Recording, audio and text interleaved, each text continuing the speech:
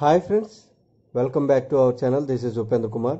ఈరోజు మనం చెప్పుకోబోయే టాపిక్ ఎస్టిమేటింగ్ అండ్ కాస్టింగ్లో estimation of foundry cost.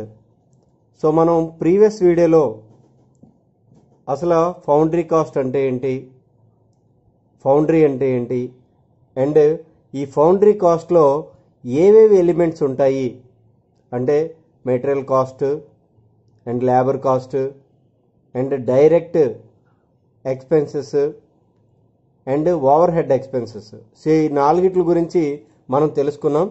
So ఈరోజు ఒక బేసిక్ ప్రాబ్లం, మనం ఒక కాస్టింగ్ ఏదైతే ఉందో దాన్ని తయారు చేయడానికి ఎంత కాస్ట్ అవుతుంది అనేది మనం ఈ వీడియోలో క్యాలిక్యులేట్ చేసుకుందాము.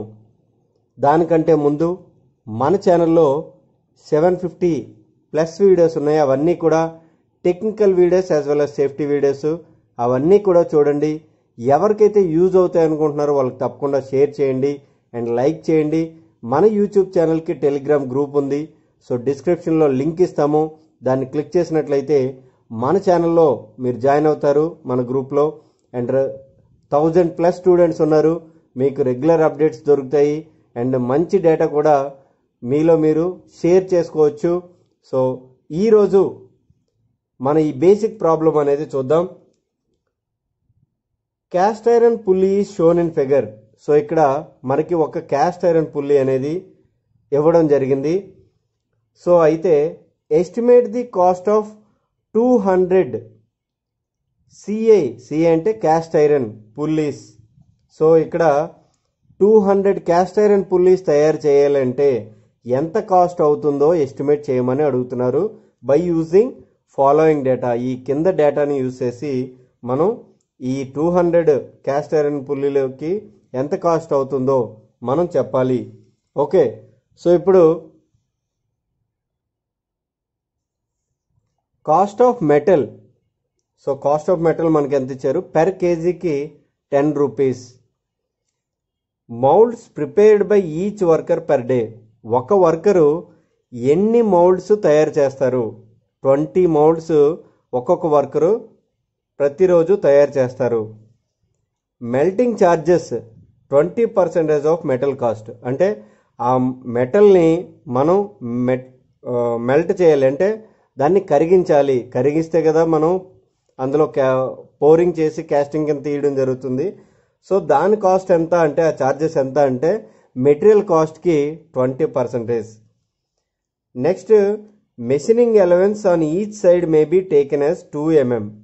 సో ఈ మెషినింగ్ ఎలవెన్స్ అనేది మనం ఈ క్యాస్టింగ్ ఏదైతే ఉందో దీనికి ప్రతి సైడ్ కూడా 2 mm ఎక్స్ట్రా తీసుకోవాలి. ఎందుకు అంటే మనం తయారు చేసేది ఒక క్యాస్టింగ్. సో మనకు కావాల్సిన ఫినిష్డ్ ప్రోడక్ట్ ఒక రిక్వైర్డ్ డైమెన్షన్లో కావాలి. సో అందుకోసమే మనం కొంచెం ఒక 2 mm ఎక్స్ట్రా పెట్టుకొని దాన్ని మెషినింగ్ చేసుకుంటాము. అందుకే దాన్నే మనం మెషినింగ్ ఎలవెన్స్ అని చెప్పడం జరిగింది. Wages to each moulder. So ప్రతి మౌల్డింగ్ చేసే ఆ వ్యక్తికి ఎంత వేజ్ ఇస్తున్నారు? 20 రూపీస్ పర్ డే. ఒక రోజుకి 20 రూపాయలు ఇస్తున్నారు. Density of cast iron. So density of cast iron అంతా 7.2 grams per cubic centimeter cube. Okay, cubic centimetre అంటే ఒక సెంటీమీటర్ క్యూబ్కి 7.2 grams దాని యొక్క density. Overhead charges 25% of metal. So metal charges ఏవైతే ఉన్నాయో దానికి 25% ఆఫ్ ఓవర్ హెడ్ ఛార్జెస్ అవుతున్నాయి. Pattern is supplied by consumer. So ఆ కన్జ్యూమర్ ఎవరైతే ఉన్నారో వాళ్ళు ప్యాటర్న్ సప్లై చేస్తారు. ఇది మనకి ఇచ్చిన డేటా. ఇప్పుడు మనం ఈ డేటాని యూజ్ చేసుకొని ఒక క్యాస్ట్ ఐరన్ పుల్లీకి ఎంత కాస్ట్ అవుతుంది తయారు చేయడానికి. సో దానికి మనం ఏం చేయాలి, 200 మల్టిప్లై చేస్తే 200 క్యాస్ట్ ఐరన్ పుల్లీకి వస్తుంది. ఓకే, సో ఇప్పుడు మనం ఇక్కడ ఈ డయాగ్రామ్కి, పుల్లీ డయాగ్రామ్కి మనం ఏం చేస్తామంటే ఫస్ట్ ఈ మెషినింగ్ ఎలవెన్స్ ఏదైతే ఉందో ఆ 2 mmని యాడ్ చేసి ఒక డ్రాయింగ్ అనేది మనం డ్రా చేసుకోవాల్సి ఉంటుంది. ఓకే, సో ఇక్కడ మనం చూసినట్లయితే ఇక్కడ 136 కాస్త 140 అయింది. సో ఎందుకు అంటే మనకి ఈ సైడ్ అంటే ఈ సైడ్ పుల్లి రౌండ్గా ఉంటుంది కదా, సో ఈ సైడ్ సో 2mm 140 అవుతుంది. అండ్ అదేవిధంగా ఇక్కడ 54 అవుతుంది. అండ్ ఇక్కడ మనకి 110, ఇక్కడ 106 కాస్త 110 అవుతుంది, అంటే 4 ఇటు 2mm ఇటు 2mm. అదేవిధంగా 76 కాస్త 80 అవుతుంది, సో ఇటు 2mm ఇటు 2mm. కానీ ఇక్కడ మనం చూసుకున్నట్లయితే ఇక్కడ ఒక డాటెడ్ లైన్ అనేది ఉంది. సో ఈ డాటెడ్ లైన్ ఏంటి అంటే మనకి అది హోల్ అనమాట. ఓకే, సో ఈ డాటెడ్ లైన్ మనం హోల్ చూపిస్తుంది. సో హోల్ ఏదైతే ఉందో దాన్ని మనం ఏం చేస్తామంటే ఇనిషియల్గా 30 మనం ఆ హోల్ని ప్రొవైడ్ చేసి మిషనింగ్ అనేది చేస్తే 34 వచ్చేలాగా, అంటే ఎన్లార్జ్ అవుతుంది అనమాట. 34 వచ్చేలాగా మనం దాన్ని డైమెన్షన్ని మెన్షన్ చేసుకోవాలి.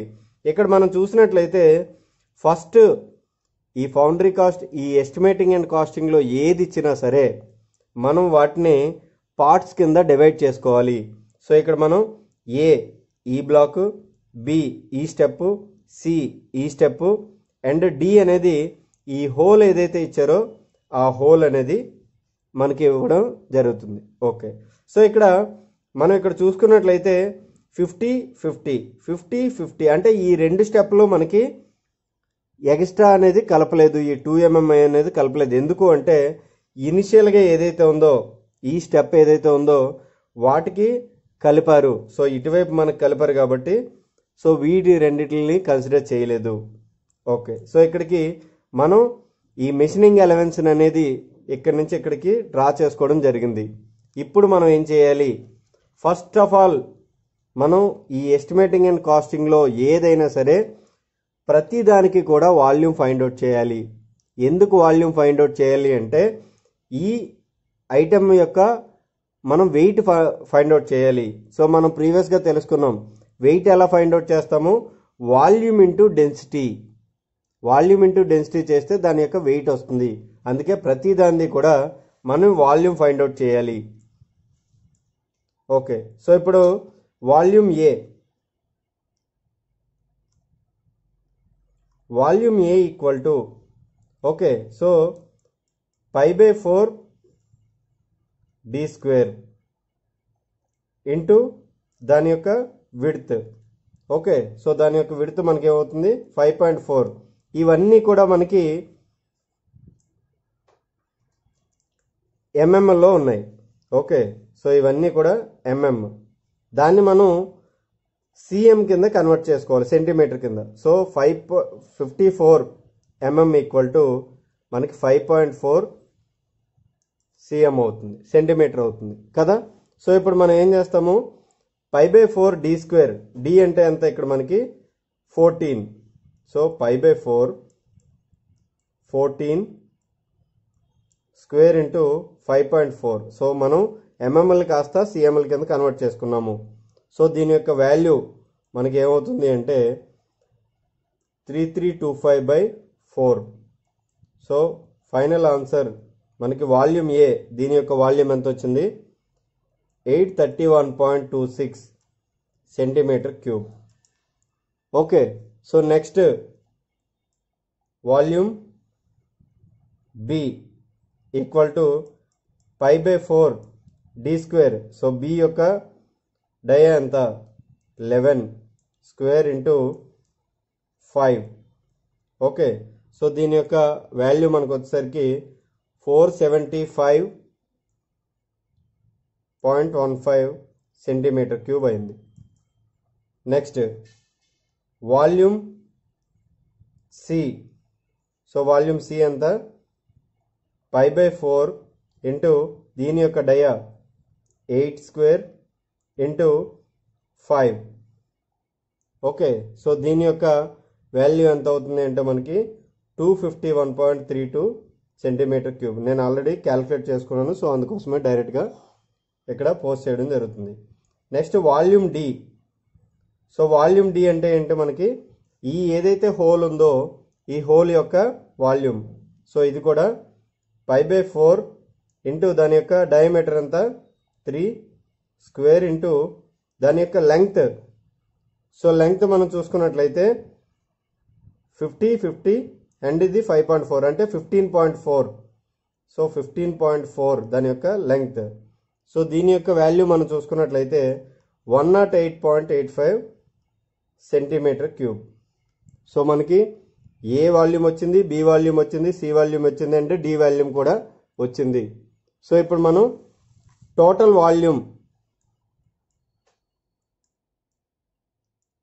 వాల్యూమ్ మనం చూసుకున్నట్లయితే సో ఎంత 831.26 plus 475.15 plus 251.32 plus 108.85. So total volume మనకు వచ్చేసరికి ఎంత 1448.88 సెంటీమీటర్ క్యూబ్ వచ్చింది. అంటే టోటల్ వాల్యూమ్ మనం కనుక్కున్నాం.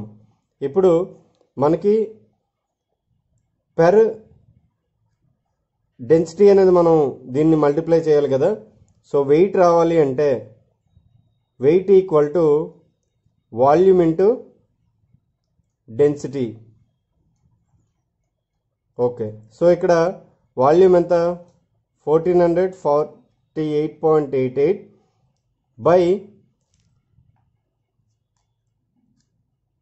1000 ఇంటూ డెన్సిటీ. సో డెన్సిటీ ఎంత మనకి 7.2. ఓకే, సో మనం ఇక్కడ 1000 ఎందుకు వేసాము అంటే అది గ్రామ్స్లో ఉంది, ఇది గ్రామ్స్ పర్ సీసీ కదా. సో దాన్ని మనం కేజీస్లో కన్వర్ట్ చేయాలి కాబట్టి బై 1000 వేసాం. సో ఇది 10.43 కేజీ. సో వెయిట్ ఎంత 10.43. ఓకే, సో ఇప్పుడు మనకి ఒక పుల్లి తయారు చేయడానికి 10.43 కేజీస్ కావాలి. ఓకే, సో ఇప్పుడు ఏ కాస్ట్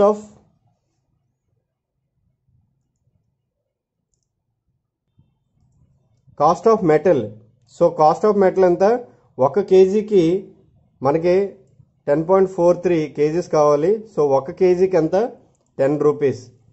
దీని వాల్యూ ఎంత అవుతుంది మనకి 104.30 రూపీస్, 104.30. సో ఫస్ట్ది వచ్చింది. రెండోది ఏంటి మౌల్డింగ్ ఛార్జెస్ ఎంత అంటే ఒక్కొక్క వర్కరు 20 మౌల్డ్స్ తయారు చేస్తారు. ఒక్కొక్క వర్కర్కి 20 రూపీస్.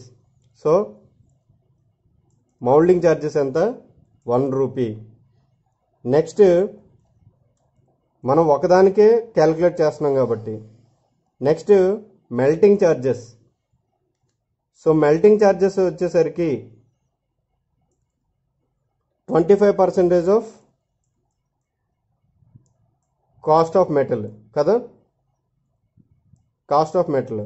సో ఇక్కడ 25% అంటే 25/100 ఇంటూ 104.3. సో దీని యొక్క వాల్యూ ఏమవుతుంది అంటే మనకు టోటల్గా 20.86. సారీ ఇది 20% of cost of metal. So ఇది 20% వస్తుంది. So 20/100 into 104.3. సో దీని యొక్క వాల్యూ 20.6. సో కొంచెం ఓవర్లుక్లో చూసా. సో ఇది నెక్స్ట్ డి. నెక్స్ట్ది ఓవర్ హెడ్ ఛార్జెస్. సో ఇది 25% of cost of metal. So ఇది 25% of cost of metal. Okay, so దీని వాల్యూ ఎంత అవుతుంది అంటే 25/100 ఇంటూ 104. సో ఇది ఇందాక మనం చెప్పుకోబోయాం. సో దీని యొక్క వాల్యూ ఎంత అవుతుంది అంటే రూపీస్ 26.07 రూపీస్. ఓకే, సో ఇప్పుడు మనం కాస్ట్ ఆఫ్ వన్ పుల్లీ తీసుకుంటే దాని వాల్యూ ఎంత అవుతుంది అంటే 104.30 plus 1 moulding charges plus melting charges 20.86 ఇది. Next over head charges. So over head charges అంతా 26.07. సో దీని వాల్యూ మొత్తం అయితే ఒక పుల్లీ కాస్ట్కి 152.23. ఓకే. సో ఇప్పుడు cost of 200 cast iron pulleys చూసుకుంటే 152.23 ఇంటూ 200. సో ఇది దీని యొక్క వాల్యూ 30,446 రూపీస్. సో 200 మనం క్యాస్ట్ ఐరన్ పుల్లీస్ తయారు చేయాలి అంటే మన దగ్గర 30,446 రూపీస్ ఉండాలి. సో ఇది మనం ఒక మెటల్ లేదా క్యాస్టింగ్ ఎలా తయారు చేయాలి అంటే ఒక పుల్లీని తయారు చేయాలంటే ఎంత ఫౌండరీ కాస్ట్ అవుతుంది అనేది మీకు అర్థమైందని అనుకుంటున్నాను. సో మెయిన్ ఏదైనా సరే మనం వాల్యూము, ఆ ఐటమ్ యొక్క వాల్యూమ్ కనుక్కోవడం రావాలి. ఆ వాల్యూమ్ వస్తే దాని డెన్సిటీ మల్టిప్లై చేస్తే వెయిట్ వచ్చేస్తుంది. తర్వాత ఈ స్టెప్లు ఫాలో అయితే ఈజీగా మనకి మంచి మార్క్స్ అనేవి వస్తాయి. సో మీకు అర్థమైందని అనుకుంటున్నాను. ఏమైనా డౌట్స్ ఉంటే అడగండి. మా ఛానల్ సబ్స్క్రైబ్ చేసుకోండి, షేర్ చేయండి, లైక్ చేయండి. Thanks for watching.